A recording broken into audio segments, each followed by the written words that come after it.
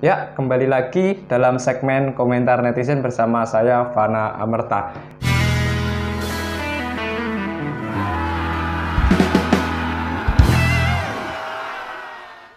Pada segmen komentar netizen, saya akan membahas, saya akan mengulas, saya akan membacakan, saya akan menanggapi, menceloteh, ataupun juga mengomentari berbagai macam komentar-komentar dari netizen, komentar-komentar dari channel YouTube saya, komentar dari Instagram saya, dari Twitter saya, atau barangkali dari TikTok juga gitu kan. Buat kalian yang belum mengunjungi, mengikuti, memfollow media-media sosial saya, bisa langsung saja klik linknya berada di bawah di kolom deskripsi.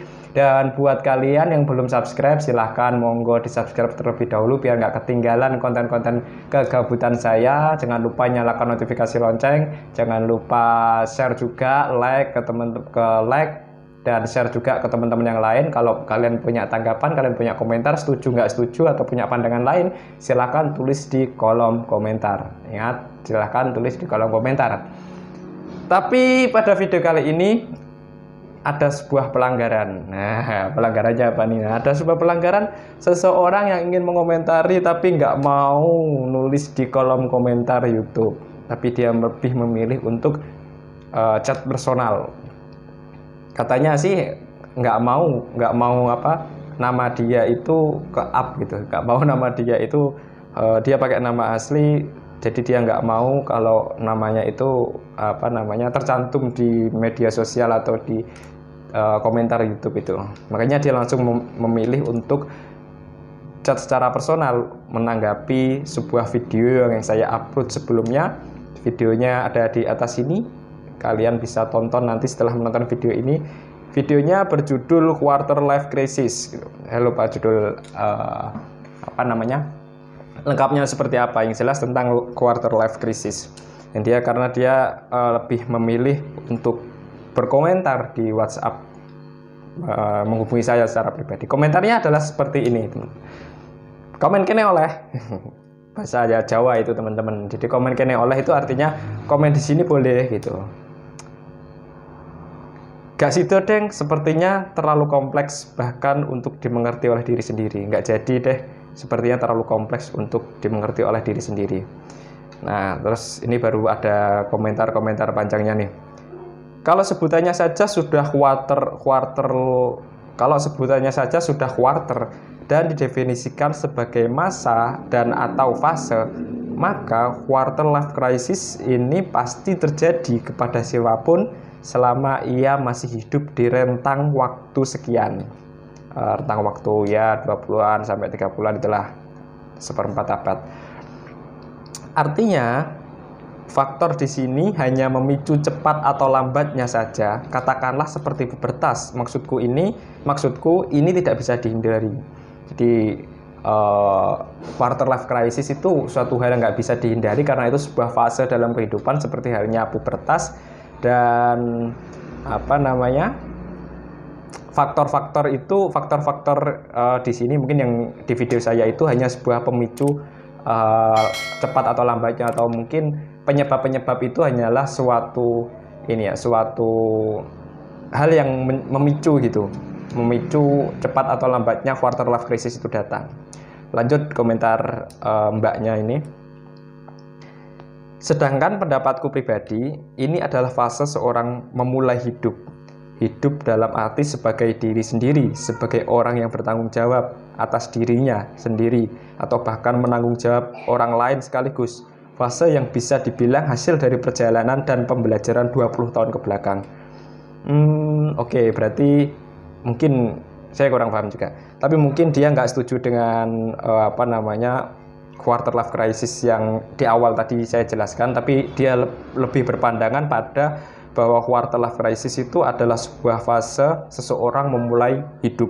Dalam artian hidup itu dia harus bertanggung jawab atas dirinya sendiri, dia harus menanggung hidupnya sendiri, atau bahkan sampai menanggung hidup orang lain kan. Kalau fase rentang waktu 20 sampai 30 tahun kan artinya dia berada di fase yang udah nikah barangkali kan, baru nikah, atau mungkin juga di situ ada kata menanggung hidupnya sendiri atau bertanggung jawab atas hidupnya sendiri. Artinya kan kalau pada umumnya nih umur 20-30an kan kita kalau di jenjang sekolah itu kan baru lulus kuliah ya, umur 23, 22, 23, 24 kan baru lulus kuliah S1 ya, tergantung molor atau enggaknya. Nah itu artinya setelah lulus kuliah kan yang paling sering terjadi adalah seseorang itu memiliki beban bahwa, atau memiliki, mungkin secara nggak disadari memiliki sebuah tuntutan bahwa kita harus mandiri, pendidikan kita udah selesai dan fase selanjutnya kita harus bekerja untuk menghidupi kehidupan kita sendiri. Setelah itu harus menikah dan menghidupi orang lain gitu kan. Padahal sebelum-sebelumnya kita masih bergantung pada orang tua, barangkali seperti itu. Makanya pada tahapan ini seseorang rentan mengalami quarter life crisis karena seseorang itu memulai kehidupan yang baru itu tadi. Penafsiran saya seperti itu dari komentar mbak-mbaknya ini. Bocoran sedikit mbak-mbak. Selanjutnya, kegelisahan, ketakutan dan sebagainya adalah efek daripadanya. Ketika efek ini mulai muncul, artinya mental mulai merasakan bebannya menurutku. Sebaiknya ada support system. Support system masih. Sebaiknya ada support system karena kelelahan secara mental rentan jika dihadapi sendiri.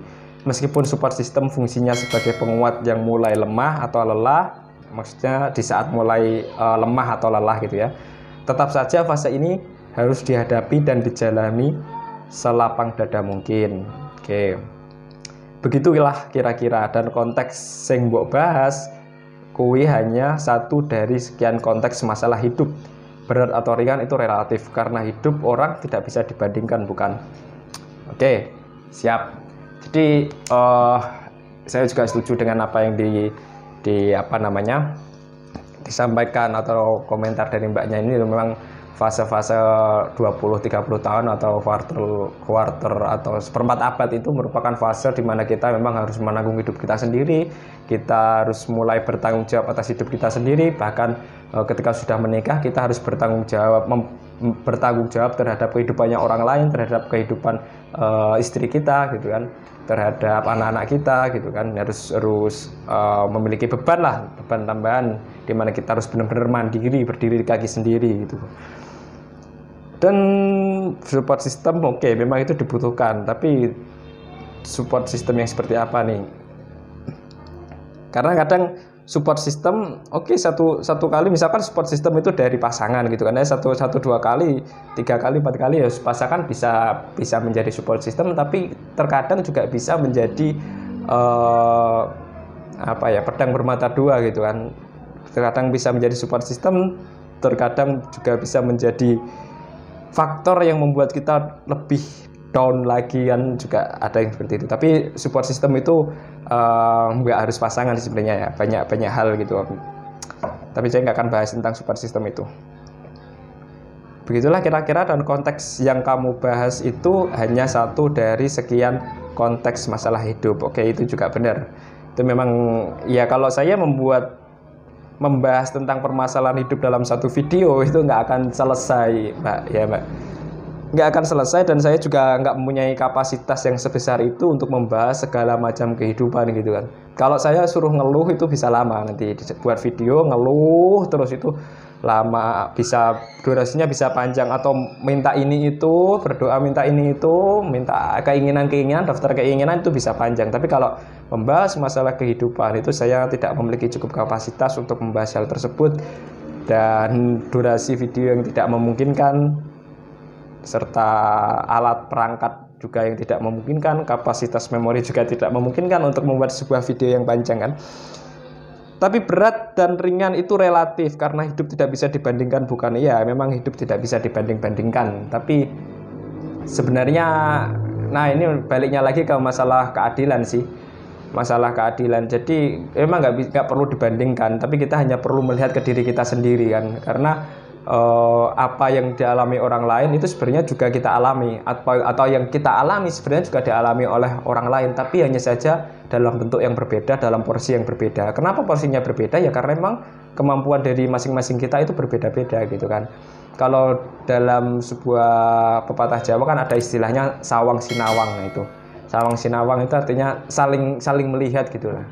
Dan itu pelajaran bahwa untuk kita, agar kita itu tidak tidak merasa iri terhadap orang lain, kita itu tidak merasa dengki terhadap orang lain, kita juga tidak merasa minder terhadap orang lain, kita tidak perlu merasa seperti orang yang susah sendiri atau mungkin paling tersiksa, paling menyedihkan dan lain sebagainya. Karena apa yang kita alami sebenarnya juga dialami oleh orang lain, tapi hanya saja dalam bentuk berbeda. Kalau tafsiran saya seperti itu.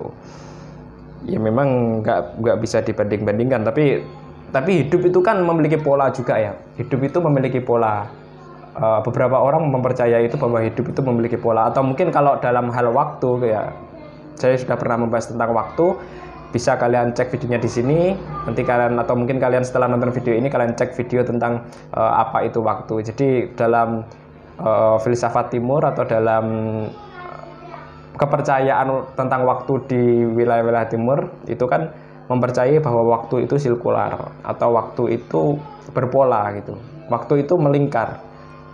Kalau di dalam Jawa kan ada istilahnya cokro manggilingan itu kan, yang artinya hidup itu sebenarnya berputar gitu. Apa yang dulu terjadi juga akan terjadi di masa depan gitu.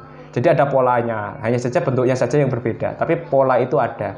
Nah di sini kan para pemikir atau para psikologis atau para ilmuwan itu kan mencoba mencari pola itu kan, mencari pola tentang kehidupan itu. Nah mungkin dia menemukan tentang pola quarter life crisis ini, mungkin seperti itu, mungkin. Jadi memang nggak bisa dibanding-bandingkan, dan itu hanyalah usaha kita untuk mempelajari pola kehidupan itu tadi sih. Usaha kita untuk mempelajari pola kehidupan itu tadi, dan sehingga kita bisa mengantisipasi. Kalau udah tahu polanya kan kita bisa mengantisipasi, kita bisa menanggulangi, kita bisa mitigasi dan lain sebagainya itu tadi. Itu komentar saya untuk satu komentar yang cukup panjang ini, dan sepertinya sangat masuk masih. Oke. Kalau menurut kalian gimana nih terkait komentar dari Mbak yang tidak ingin disebutkan namanya? Apakah kalian setuju atau enggak? Ataukah kalian punya pendapat lain tentang quarter life crisis? Tidak masalah, bisa kalian tulis di kolom komentar, atau bisa kalian DM di Instagram, di Twitter, dan lain sebagainya di media sosial saya. Silahkan tulis aja. Dan buat kalian yang ingin mentraktir saya kopi, silahkan kalian klik link di bawah di kolom deskripsi. Sudah saya cantumkan link traktir kopinya, biar saya nggak ngantuk, biar saya tetap melek, dan biar karya yang saya buat itu tidak ngawur. Melalui link tersebut kalian bisa mentraktir saya kopi secara online dengan pembayaran bisa via metode apapun, bisa transfer via bank, bisa lewat OVO, dompet, e-wallet, dan lain sebagainya, dompet lainnya. Kalian bisa melakukan transaksi dengan mudah di sana.